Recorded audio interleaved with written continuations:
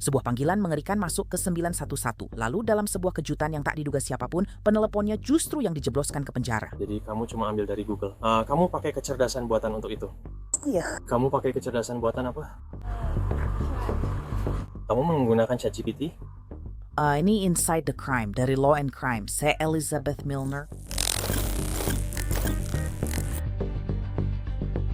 Sekarang sih banyak dari kita mungkin pernah menggunakan ChatGPT atau kecerdasan buatan sesekali, dan itu sama sekali tidak masalah, selama Anda tidak menggunakan platform tersebut untuk memalsukan kejahatan serius. 7 Oktober 2025 kami di St. Petersburg, Florida. Petugas polisi dari Departemen Kepolisian St. Petersburg dikirim ke sebuah kompleks apartemen setempat setelah seorang wanita melaporkan bahwa dia telah diperkosa.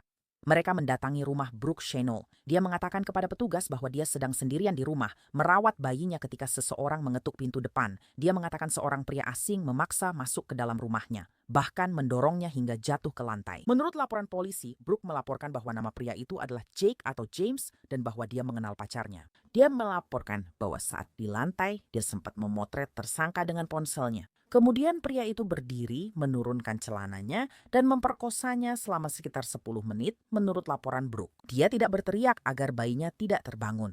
Setelah pria itu selesai, dia memakai sikat gigi elektriknya, lalu pergi dari apartemen. Brooke dilaporkan mengatakan kepada petugas bahwa dia mengalami rasa sakit pada vaginanya, namun dia menolak untuk pergi ke rumah sakit. Petugas juga mencatat tidak melihat luka fisik padanya.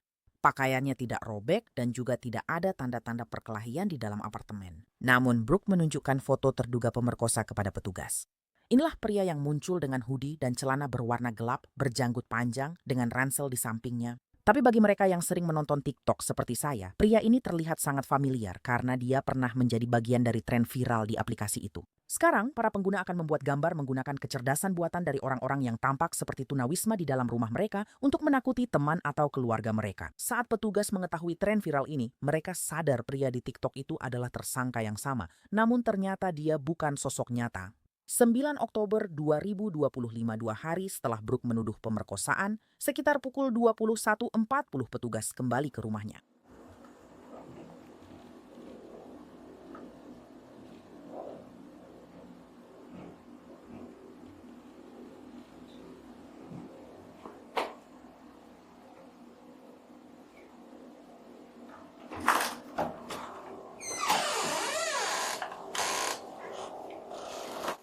Hai, bisakah kamu keluar sebentar? Terima kasih. Kamu punya sandal atau sesuatu supaya kamu nggak berdiri di luar tanpa alas kaki.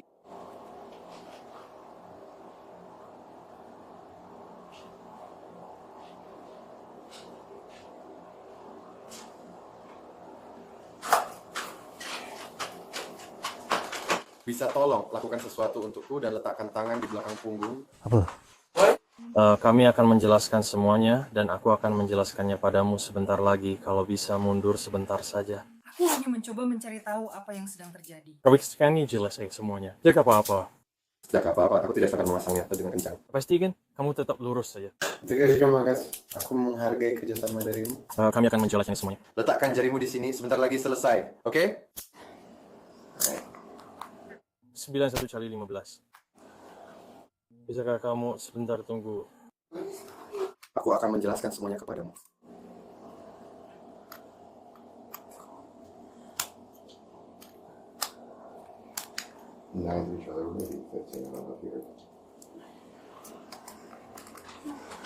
Baiklah, sudah selesai. Ayo turun, aku akan segera kembali dan menjelaskan semuanya. Ayo, kamu sudah melakukan dengan baik, oke? Jangan tersandung, ya. Ini saya bawakan lampu.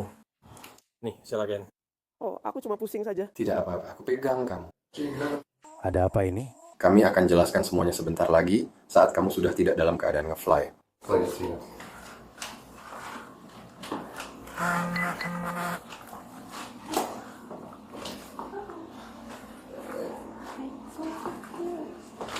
Biar aku bantu kamu.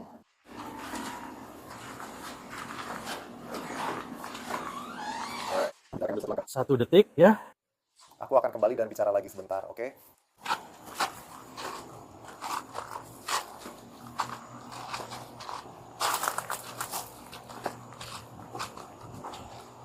Lewat sini.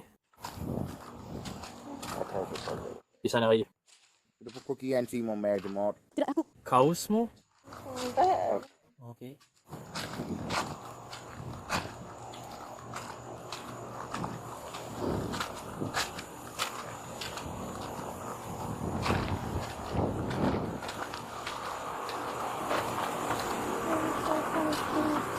Sabar. Langsung saja masuk ke sana. Hati-hati dengan kepalamu ya.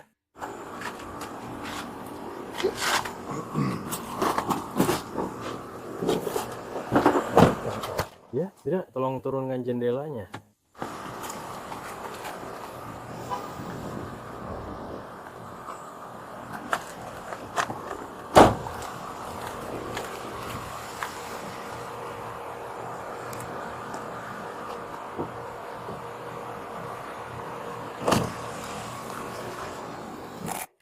Baiklah. Brooke, jadi alasan kamu diborgol biar aku bacakan ini dulu untukmu, lalu kita akan bahas. Oke, ini bukan pengakuan bersalah.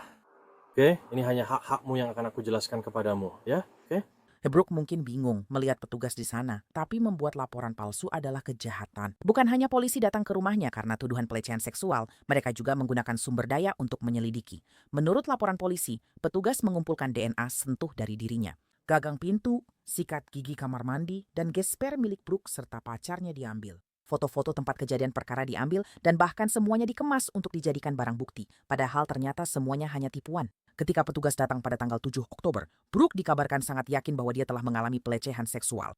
Namun saat dia berada di belakang mobil polisi, kebenarannya terungkap. Ya, ini bukan pengakuan bersalah, hanya penjelasan hak Anda. Anda berhak tetap diam. Segala yang Anda katakan bisa digunakan melawan Anda di pengadilan. Anda berhak didampingi pengacara saat diinterogasi. Jika tidak mampu membayar, pengacara akan ditunjuk untuk Anda. Anda bebas menggunakan hak-hak ini kapan saja dan tidak perlu menjawab atau membuat pernyataan. Apakah Anda memahami hak-hak yang saya jelaskan? Apakah Anda ingin berbicara dengan kami sekarang? Maaf, apa? Untuk pertanyaan itu, maaf, apa yang Anda katakan? Ya, Oke, kamu mau muntah? Tunggu sebentar.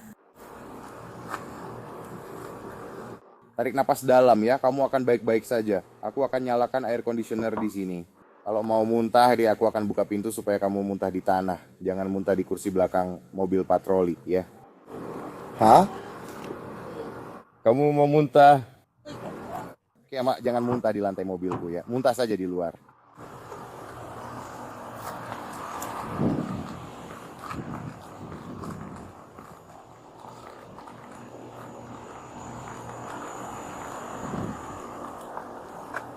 Baik, kamu sudah oke, baiklah. Jadi, Brooke, alasan kita di sini malam ini karena kamu menelepon polisi beberapa hari yang lalu, benar? Mengklaim bahwa seseorang telah membobol apartemenmu dan semuanya, benar? Apakah kamu ingin jujur kepada kami tentang hal itu? Oke. Itu berarti, apakah kamu ingin mengatakan yang sebenarnya kepada kami? Apa itu? Ya, aku perlu mendengar versi ceritamu, oke? Jadi disembah apa yang sebenarnya terjadi dengan semua itu? Karena kamu mengaku terjadi pelecehan seksual dan ada yang membobol apartemenmu. Kamu mau menaikkan volumenya? iya. Coba bawa tentang itu. Bukannya apa? Kamu tidak tahu. Kamu menghadapi depresi, lalu apa lagi? Nah, dan kamu belum tidur? Jadi, saat mereka bicara denganmu, kenapa kamu tidak langsung? Kenapa kamu tidak mengatakan yang sebenarnya? Ya, aku takut. Kamu takut? Kamu takut sama apa? Benar, karena kamu bilang ada pria datang dan memperkosa kamu. Itu tuduhan kejahatan serius kan?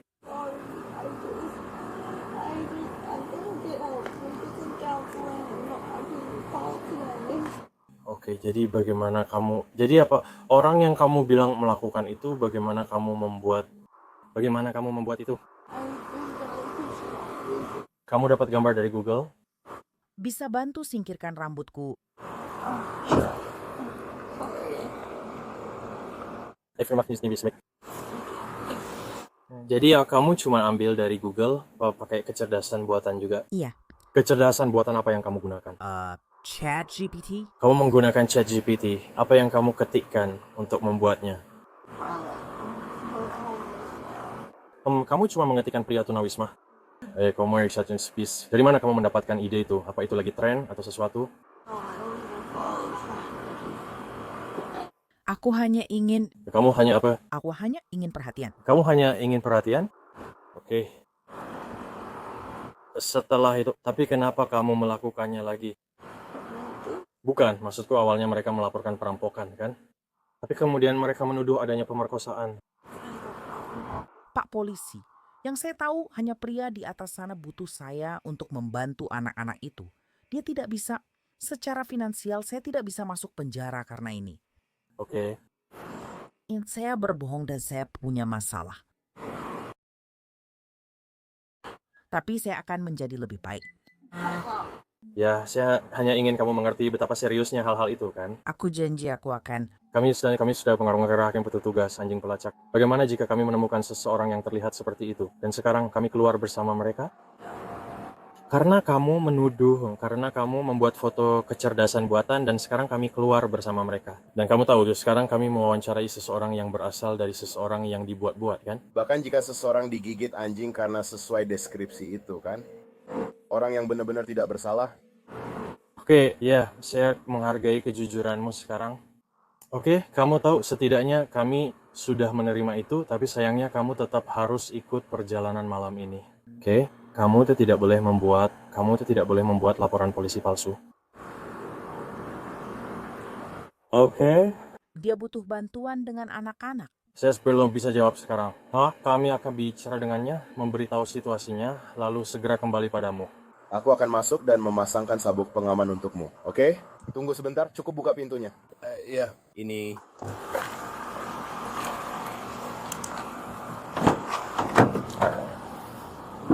Jadi aku akan tarik ini lalu. Pardon my reach.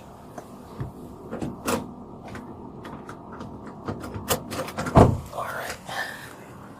Oke, beri kami 1 detik saja.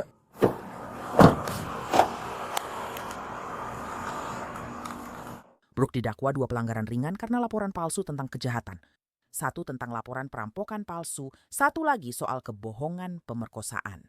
Catatan daring menunjukkan pada 23 Oktober, Brooke mengaku tidak bersalah atas pelanggaran ringan, tapi 4 Desember ia mengaku tidak keberatan. Pengacara pengadilan dan litigator federal Alexis Rosenberg bergabung bersama kita sekarang, dan Alexis, ini adalah kasus yang menarik. Maksud saya, kita sudah pernah melihat lelucon, kita sudah pernah melihat tipuan.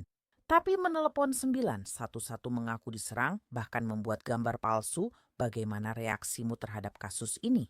Dia menelepon 911 2 kali. Mereka datang, menyelidiki, dan memutuskan tidak ada kejahatan. Kemudian Desi menelpon lagi sedang menyatakan, saya percaya bahwa dirinya mengalami pelecehan seksual atau penyerangan. Dan mereka kembali ke sana untuk menyelidiki ulang.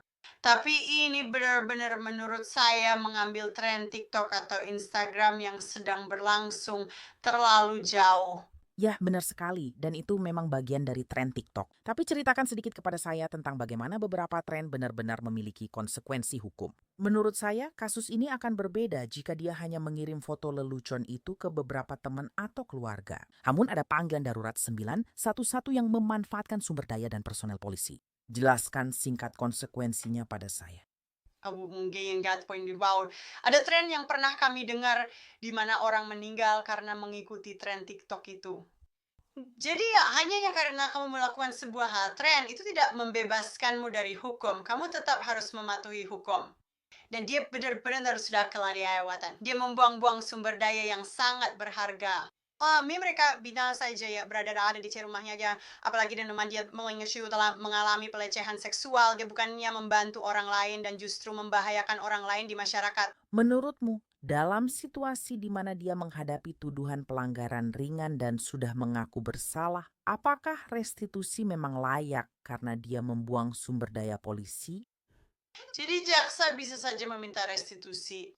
Masalah dengan restitusi dalam kasus ini adalah bagaimana cara menentukan jumlah uangnya. Mereka tentu saja bisa tahu kan membuat semacam rumus dan menentukan jumlahnya. Saya tidak percaya bahwa jaksa penuntut meminta restitusi dan saya pikir mereka hanya membiarkan dia mengaku bersalah atas pelanggaran ringan karena itu saja yang didakwakan padanya. Saya tidak tahu apakah itu benar-benar akan menghentikan seseorang. Saya pikir memberikan restitusi dan membuat dia membayar kembali sebagian dari pemborosan sumber daya itu mungkin akan sangat baik untuk memberinya pelajaran. Karena rasanya sudah sangat jelas bahwa kamu tidak boleh, kamu tahu, memalsukan foto lalu menelepon polisi 2 kali dan membuat mereka datang. Ini tuduhan serius yang sedang dilaporkan, dan saya yakin petugas awalnya mengira itu tuduhan kredibel.